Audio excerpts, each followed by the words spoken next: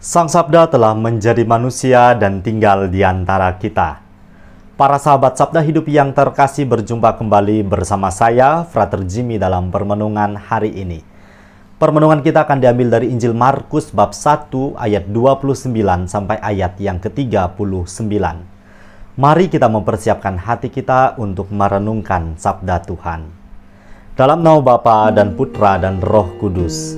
Amin. Semoga Tuhan beserta kita sekarang dan selama-lamanya. Inilah Injil suci menurut Markus. Dimuliakanlah Tuhan.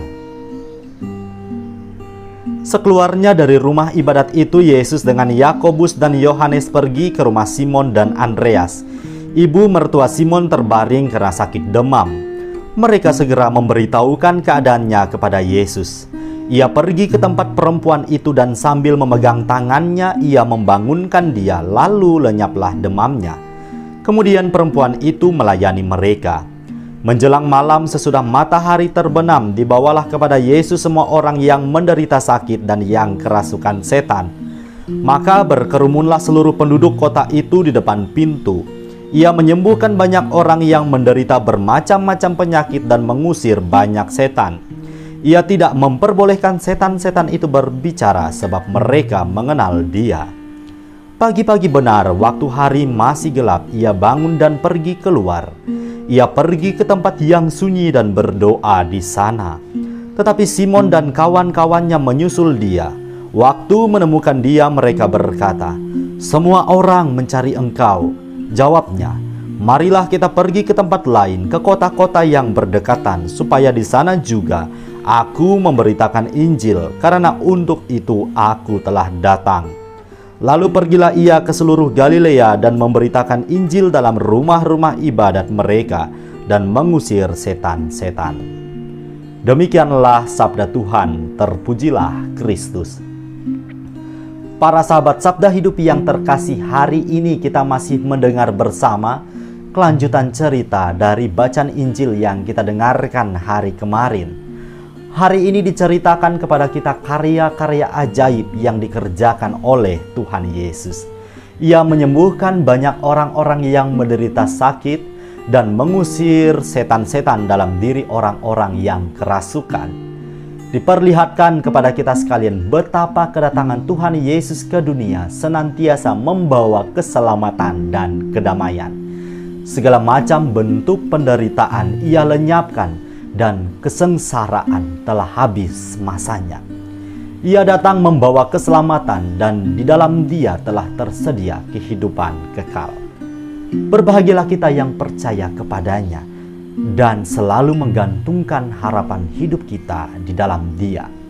Segala penyakit dan kuasa si jahat menjadi gambaran hidup kita sehari-hari. Bahwasanya kita tidak pernah luput dari yang namanya salah dan dosa. Akan tetapi semuanya ini bisa kita lenyapkan asalkan kita mau datang kepadanya dan membuka diri untuk dibebaskan dari belenggu ketidakberdayaan manusiawi kita. Pertanyaannya, apakah kita sudah datang kepadanya membawa segala bentuk kekurangan dan kelemahan diri kita? Apakah kita sudah selalu memohon kepadanya untuk disembuhkan? Atau kita selalu merasa baik-baik saja sehingga membuat kita enggan memohon kesembuhan daripadanya? Para sahabat Sabda Hidup yang terkasih, diceritakan lebih lanjut bahwa di tengah kesibukannya, Yesus selalu meluangkan waktu untuk menepi ke tempat sunyi dan berdoa.